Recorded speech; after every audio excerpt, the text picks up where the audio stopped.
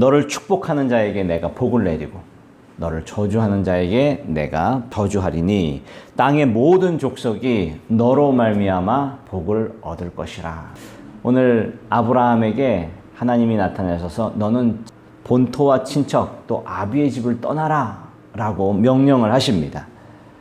이 모든 안정된 삶의 기반에서 떠나라. 쉽지 않죠.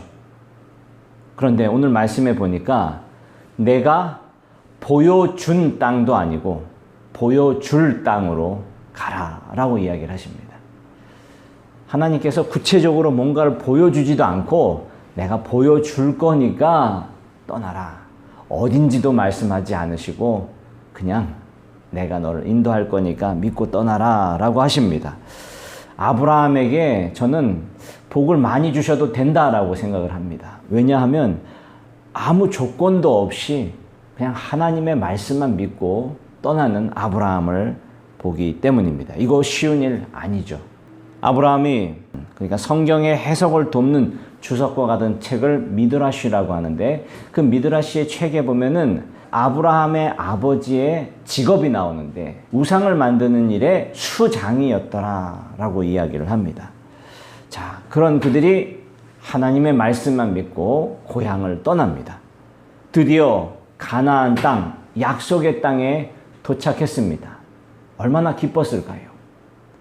자, 그런데 그 땅에 이미 주인이 있는 거예요. 더욱이 10절에 보니까 하나님이 약속한 땅에 왔는데 심한 가뭄이 왔습니다. 자, 이게 웬일일까요? 오늘 예수의 이름으로 살 때에 탄탄대로와 만사 형통의 길이 펼쳐질 줄 알았는데 오늘 내 삶에 어려움이 오더라라는 것이죠. 꽃길만 걸을 줄 알았는데 낙원만 있을 줄 알았는데 에덴 동산만 같은 그러한 약속의 땅이 있을 줄 알았는데 어려움이 왔습니다. 이스라엘 백성이 출애굽할 때에 앞에 홍해가 막고 있었습니다. 그때 하나님께서 홍해를 열어주셨어요. 너무나 감격적이죠. 너무나 기쁜 일이죠. 자, 그런데 3일 동안 광야의 길을 걷게 하시고 또 물을 만났는데 쓴물을 만나게 하시더라. 이 문제만 해결되면 다 될 것 같았는데 그 문제가 해결하니까 다음 문제가 우리의 삶에 있다. 현실의 벽이 너무나 높다라는 겁니다. 우리 인생이 그렇습니다. 예수 믿지만 매번 좌절하고 매번 넘어지고 매번 시험에 드는 이유가 바로 이것입니다. 오늘 아브라함도 마찬가지예요. 그 땅의 주인은 이미 있었고 또 심한 가뭄으로 아브라함은 결심하게 됩니다. 이집트, 애굽으로 내려가게 되죠. 그 일로 인해서 복의 근원이 되어야 할 아브라함이 재앙의 근원이 됩니다. 애굽으로 내려갔습니다. 낯선 땅에서 죽음의 위협을 느끼게 됩니다. 나를 죽이고 아내를 뺏어갈 것만 같은 그러한 위기와 공포와 두려움이 휩싸였습니다. 그래서 아내를 누이라고 하죠. 여러분, 아내를 누이라고 하는 것 뭐 잘못이겠습니까마는 그 다음이 문제죠. 애굽의 바로가 누이를 달라고 했을 때에 오늘 아브라함이 아무 말 못하고 그냥 팔아버렸죠. 여러분, 팔려보셨습니까? 아직 안 팔려보셨으면 이야기를 하지 마십시오.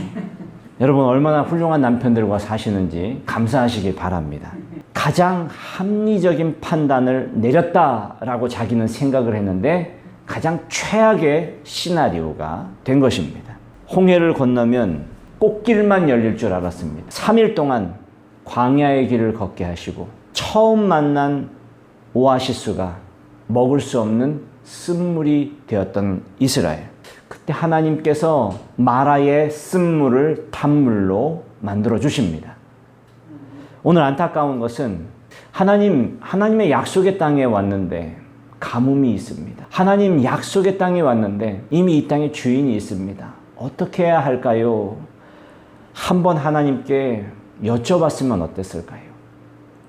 바라고 원하는 것은 오늘 이 자리가 하나님께 여쭈는 자리가 되기를 간절히 소망합니다.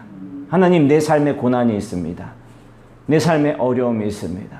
내가 약속 붙들고 하나님 앞에 또 하나님의 말씀에 순종하여 달려왔는데 하나님 어찌하면 좋습니까? 오늘 주님께 여러분의 아픔을, 여러분의 마음을 아뢰시길 바랍니다. 오늘 주님께서 응답해 주실 줄로 믿습니다.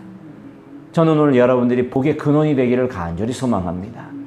그러나 내가 판단하고 내가 최선이라고 생각할 때에 복의 근원이 재앙의 근원이 되었던 것처럼 오늘 내 판단, 내 생각이 아니라 오늘 하나님의 생각과 하나님의 판단으로 하루를 살아가는, 또 여러분의 사업과 가정과 일터와 직장, 또 여러분의 자녀들이 되시기를 주님의 이름으로 축원합니다.